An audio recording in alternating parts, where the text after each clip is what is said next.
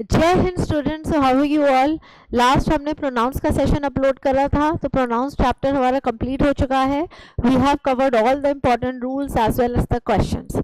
Now we'll do idioms today.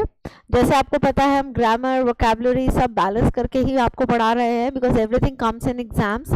So now today I am going to start with idioms. इससे पहले भी हम idioms के कुछ सेशंस अपलोड कर चुके हैं। Now today again we are going to discuss some very interesting and important idioms. So let us start with the class. All right, now see, the first idiom is to blow one's own trumpet. To blow one's own trumpet का मतलब होता है to praise one's own achievement, अपनी ही तारीफ करना। अब कई लोगों की आदत होती है अपने मुंह मियाँ मिट्ठू बनना, like you know हम कहते हैं boast of. Some people have a habit of boasting of themselves, जो अपनी ही तारीफ करते रहते हैं कि मेरे पास ये है, मेरे पास वो है, मेरे इतने अच्छे नंबर आते हैं, मैं ऐसा कर सकता हूँ, वैसा कर सकता हूँ। Such people, इनके लिए आप ये idiom यूज कर सकते हैं to blow one's own trumpet. And I'm sure हम जितने लोग को जानते हैं among our relatives or friends, we definitely have people who blow their own trumpet. Okay. Next one is a bosom friend. Now see, a bosom friend means a very close friend. bosom friend होता है, जैसे हिंदी में कहते हैं ना, जिगरी दोस्त, जो हमारे बहुत दिल के करीब होता है। a very very close friend, a very dear and near friend, उसको कहा जाता है a bosom friend. So I am sure सबके ही bosom friends होंगे जिन पे आप जिन पे आप blindly rely कर सकते हैं। Okay, let us move to the next one. अब ब्राउन स्टडी कहते हैं ड्रीमिंग। अब क्लास में कितने बच्चे होते हैं, क्लास में बैठे हैं और वो कुछ उनका ध्यान कहीं और है, वो कुछ सोच रहे हैं या वो डे ड्रीम कर रहे हैं, that is called a brown study. So a brown study का मतलब होता है dreaming, anything which is not real, anything which is imaginative और anything which is fictitious. That is the meaning of a brown study. This is also a very good idiom. Now the next one is turn a deaf ear. Now how many of you actually turn a deaf ear towards your parents and teachers? I think most of you. So turn a deaf ear का मतलब होता है सुन के अनसुना कर देना। आपको teacher ने या पेरेंट्स ने कोई बात कही, आपने सुन ली है बट आपने ऐसे बिहेव करा एज इफ आपने सुनी ही नहीं है, because probably you don't want to follow, या आप उनकी बात करना नहीं चाहते, या वो जो काम कर रहे हैं वो करना नहीं चाहते। सो that is the meaning of turn a deaf year, right.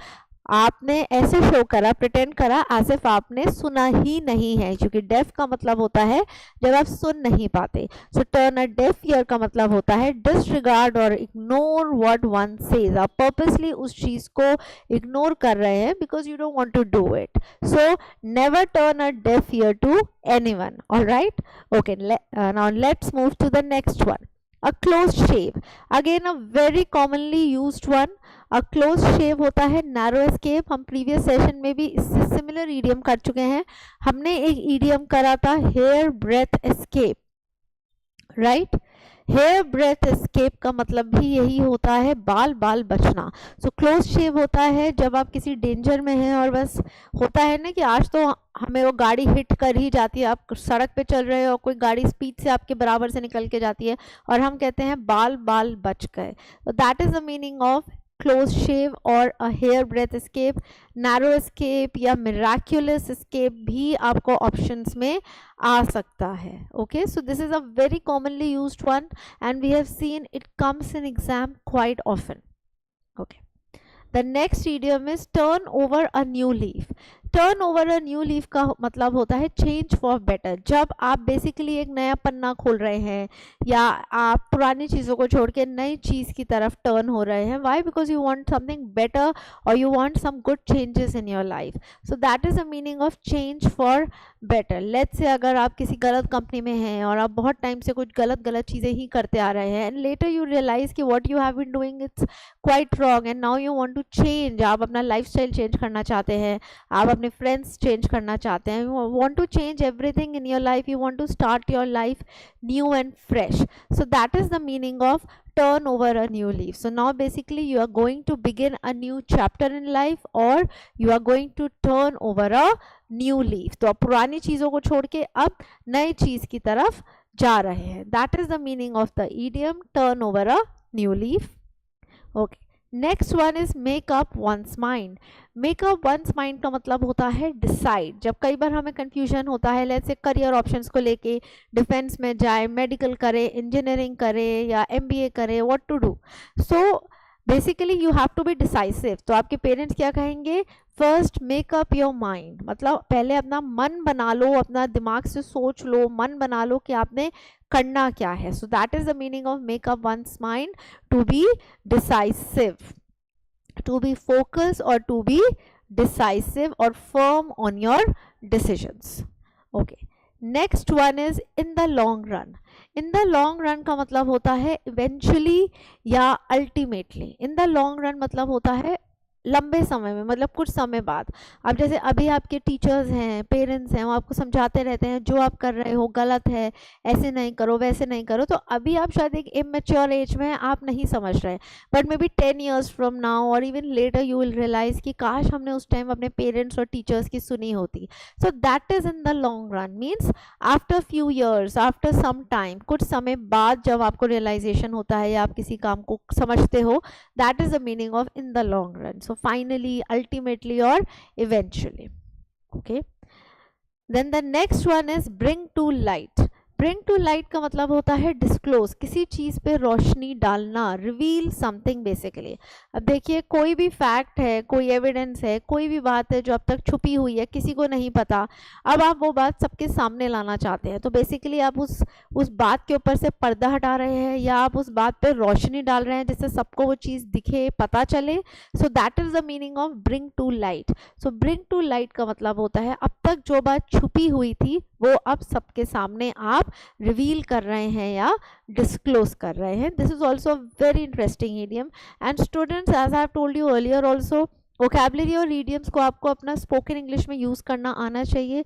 The more you use them in your spoken English, the better you sound, और उतना ईजिली और नेचुरली आपको ये लर्न हो जाते हैं। Okay, now the next one is पे off old scores. पे ऑफ ओल्ड स्कोर्स का मतलब होता है पुराना हिसाब किताब निपटा देना। ओके, आपने किसी का कुछ फेवर लिया है and you want to give it back to that person, आपको उसका फेवर रिटर्न करना है, whatever it is. So pay off old scores का मतलब होता है बेसिकली जो भी पुराना हिसाब किताब है आपने उसको निपटा दिया। You know, like you can say आपने इक्वल कर दिया, अब ना आपने किसी से कुछ लेना है ना आपने किसी को कुछ देना है। Now the meaning as it says here, take revenge. So pay off old scores, आप किसी ने आपके साथ इस तरीके से भी यूज़ हो सकता है, किसी ने आपके साथ कुछ बुरा करा, अल्टीमेटली आपने भी उसको सबक सिखा दिया तो आपने भी उसके साथ वैसे ही करा, जैसे जैसे को तैसा। So that is the meaning of pay off old scores. Next is hard and fast rules. Hard and fast rules होते हैं स्ट्रिक्ट रूल्स, ऐसे नियम जो बहुत स्ट्रिक्ट होते हैं and you have to follow them, you must follow them. That is the meaning of hard and fast rules. Like in school there are hard and fast rules, strict rules हैं जो compulsory भी है, आपको follow करने हैं। So hard and fast rules होते हैं strict rules. This is also important. Next is at the 11th hour. Now how many of you study at the last minute? कल टेस्ट है, पूरा दिन है आज आपके पास, बट आप नहीं पढ़ रहे हैं, रात को 8 या 9 o'clock अपनी बुक खोलते हैं when it's time to go to bed. So that is the meaning of at the 11th hour. तो जब आप कोई एक्शन बिल्कुल लास्ट मिनट पे कर रहे हैं, that is the meaning of at the 11th hour. At the last moment, बिल्कुल आखिरी समय पे कोई काम करना। Next is to move heaven and earth. अब आप देखिए, आपने कोई काम करने के लिए इतनी जान या इतनी ताकत लगा दी कि आपने आसमान और धरती दोनों हिला दिया। सो सोचिए आपने कितनी ताकत लगाई होगी। सो इसका मतलब है कोई काम करने के लिए जब आपने अपनी पूरी जान लगा दी है, you have used all your efforts to do something. That is the meaning of to move heaven and earth, to exert all efforts, to put all force. किसी चीज़ को कोई काम करने के लिए जब आपने अपनी पूरी जान लगा दी हो। Okay, so to clear the exam you should move heaven and earth, basically put all your possible efforts. Okay, the next one is cut a sorry figure. Cut a sorry figure मतलब to make a poor show, basically एक poor performance देना। Let's say आपने बहुत मेहनत करी exams के लिए, teachers ने आपको बहुत अच्छे से गाइड दिया और टीचर्स को आप पे पूरा होप था that you would clear the exam, you will come of with flying colours, but somehow आप नहीं कर पाए क्लियर और आपका स्कोर भी अच्छा नहीं आया, सो you have cut a sorry figure. या लेट्स से आपने कोई डिबेट या आपने कोई स्टेज परफॉर्मेंस दिया है which was not up to the mark, इतना अच्छा नहीं था, audience was disappointed, your teachers and trainers were disappointed, so you have cut a sorry figure. तो कट अ सॉरी फिगर का मतलब होता है जो भी आपने एक परफॉर्मेंस दिया है in any exam in anything that is not up to the mark, इतना अच्छा नहीं है, तो सामने वाला जो है डिसअपॉइंट हो जाता है उस चीज को देख के। So anything which is not, any performance which is not up to the mark, that is the meaning of the idiom to cut a sorry figure. Okay, let's move to the next one. With a high hand, with a high hand का मतलब होता है oppressively. okay, जब आप किसी को dominate करने की कोशिश कर रहे हैं, आप बेसिकली किसी पे अपना हक जता रहे हैं या आप किसी पे ऑर्डर या कमांड दे रहे हैं, that is the meaning of with a high hand. जब आप किसी को डोमिनेट या दबा के रखने की कोशिश कर रहे हैं, that is the meaning of the idiom with a high hand. okay, now let us discuss some more idioms. Now these are with 4 options, जैसे आपको एग्जाम में आते हैं इससे आप एलिमिनेशन करना सीखेंगे and you will learn how to get to the meaning of the idioms. okay, now see the first one is the scenery of Kashmir beggars description. The scenery of beggars Kashmir beggars description. So your idiom is this one, the one which is highlighted, beggars description. Now your options are beyond the power of description, beg for description, describe a beggar and description of a beggar. So now as I have told you earlier also, idioms में जो words use होते हैं कभी भी उनका direct relevance नहीं होता, तो beggar से इसका कोई मतलब नहीं है, so C gets eliminated, D gets eliminated. Now you have 2 options, beg for a description or beyond the power of descriptions. Again begging लिखा हुआ है, beggars description, beg कभी भी डायरेक्ट रेलेवेंस नहीं होगा, सो बी भी एलिमिनेट होना चाहिए। तो आपका करेक्ट आंसर है beyond the power of description, मतलब कोई ऐसी चीज़ जो इतनी सुंदर है या इतनी अच्छी है कि आप उसको शब्दों में बयान नहीं कर सकते, आप उसको शब्दों में समझा नहीं सकते, that is the meaning of beggars description. okay, now the next is as her result is likely to be declared in a day or so, she is on tenter hooks. as I think sentence के meaning से ही पता चल रहा है result declare होने वाला है, तो वो tenter hooks पे है, तो थोड़ा शायद घबराना है या worried है या चिंता करना मीनिंग निकलेगा। So sitting on the hooks obviously not, hooks है तो डायरेक्ट रेलेवेंस नहीं होता है, सो ए को हम एलिमिनेट कर देते हैं। कंफ्यूज्ड, प्लीज्ड और anxious suspense, so will she be confused? Please तो I don't think she will be, because pleased मतलब होता है किसी चीज़ से खुश होना या सेटिस्फाइड होना। सो सेंटेंस के मीनिंग से पता चल रहा है कि एग्जाम्स का रिजल्ट है तो obviously not pleased with anything, so C also gets eliminated. Now you are left with 2 option, so please tell me the correct answer whether it's confused or it's suspense, anxious suspense होना कि क्या होगा क्या नहीं होगा। So I'm just waiting for your answer students. Yes, the correct answer is delta, anxious suspense, basically to be worried about something, you know, or eager to know like what's going to be the result, एक suspense create हो गया है, so that is the meaning of to be on tenter hooks. Now the next idiom is India carried the day by defeating Australia. Your options are lose, okay, lose पहला वाला lose है खोना या हारना, second वाला LWS lose होता है ढीला, C is win and D is decisive victory. So think what is going to be the correct answer. carried the day, अब defeat करा है तो obviously जीती है ना, तो lose तो नहीं हुआ है, so A is the wrong answer. Obviously LWS lose kabhi doesn't make sense, so win ya decisive victories. So yes, the correct answer is win. So carried the day का मतलब होता है जीतना, मतलब आज हम कह सकते हैं इंडिया का दिन था, कहते हैं ना आज इंडिया का दिन था, मतलब सब कुछ इंडिया के फेवर में था, so that is the meaning of this. Next is the principal proved to be a wet blanket at the party of the students. आप discourage from enjoying, damp clothes, blanket wet in the rain और cold blanket. Again I think options अगर आप eliminate करेंगे you will get to the answer, because wet blanket है तो blanket से obviously direct relevance नहीं होगा इसका। So damn clothes is wrong, blanket wet in the rain is wrong, and cold blanket is wrong. So yes, the correct answer is discouraged from enjoying। मतलब जब हम किसी को डिस्करेज करते हैं एंजॉय करने से, लाइक इमेजिन आपका एक ग्रुप ऑफ फ्रेंड्स है and out of let's say 5 friends का ग्रुप है, 5 फ्रेंड्स में एक फ्रेंड डेफिनेटली ऐसा होता है जो थोड़ा सा हमेशा दूसरे फ्रेंड्स को डीमोटिवेट करता है, उसको कहीं जाना पसंद नहीं है या डरता है, इंट्रोवर्ट नेचर का है, सोशलाइज नहीं करना, तो वो बाकी फ्रेंड्स को भी अपनी बातों से डराता रहता है, तो बाकी फ्रेंड्स भी डीमोटिवेट और डिस्करेज रहते हैं when that person is around. So that is the meaning of wet blanket. Okay, the next is India must not expect any superpower at the beck and call at the time of attack. So at beck and call, at the service, ask for service, at the back of या call to help. Okay, पहले eliminate करते हैं at the service, ask for service, at the back of, call to help। तो आपके हिसाब से पहले कौन सा eliminate होना चाहिए? According to me, मेरे हिसाब से at the back of eliminate होगा। तो अब आप बताइए क्या आंसर है। India must not expect any super power at the service at the time of attack, ask for service या call to help. Okay, I will tell you. At back end call का मतलब होता है eight the service, जब हम किसी के लिए हमेशा मौजूद रहते हैं, like whenever you go to a hotel, the housekeeping department or people there are always at your beck and call, means whenever you want service they give you, so they are always at your doorstep, at your service, so that is the meaning of this। so at beck and call का मतलब होता है हमेशा किसी के लिए हाजिर रहना। okay, the next idiom is in a parliamentary democracy the prime minister is at the helm of national affairs।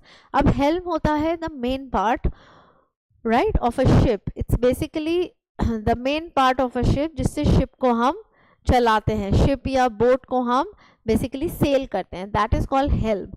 तो helm of national affairs means at the main position। so yes, the correct answer is in the main position। जब कोई व्यक्ति है जो main role play कर रहा है या वो अहम हिस्सा है उस ग्रुप का, उस पार्टी का या उस कमिटी का, that is the meaning of helm of a group और एनीथिंग। तो हेल्म ऑफ का मतलब होता है main part of that particular group, in the main position.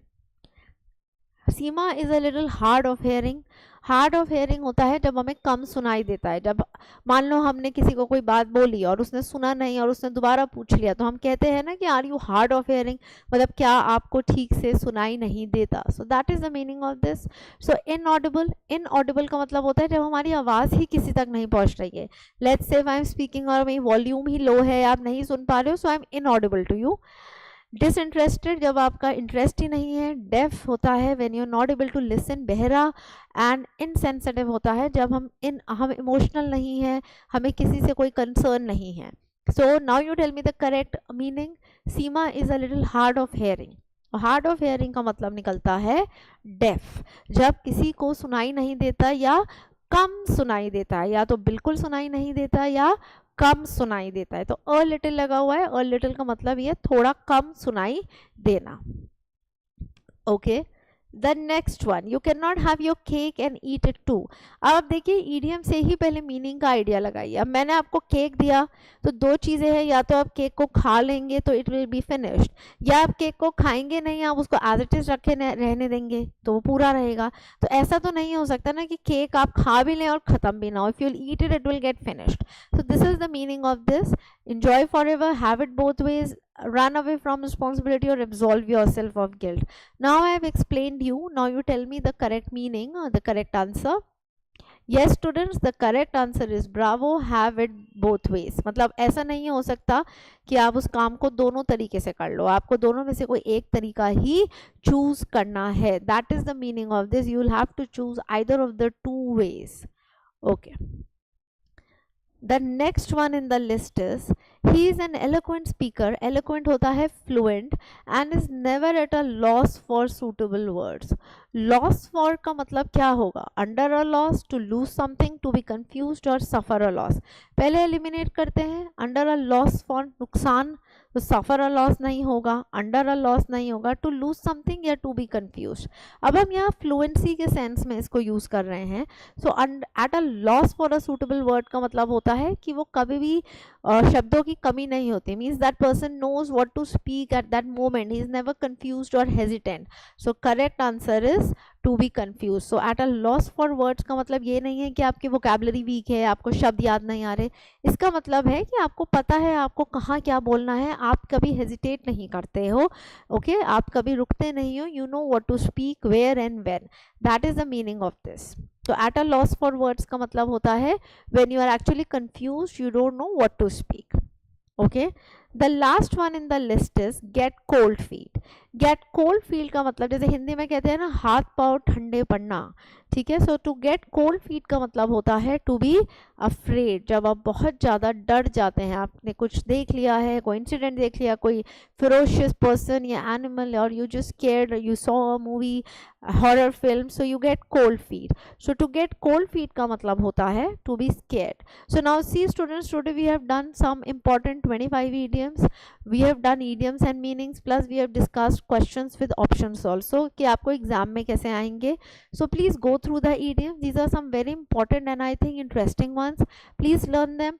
आपको कोई भी डाउट है तो आप इनको कमेंट सेक्शन में आप मुझे कमेंट सेक्शन में लिख सकते हैं, और इनको स्पोकन में यूज़ करने की कोशिश करें जैसे मैंने आपको पहले भी कहा है. So thank you very much. जय हिंद. Take care.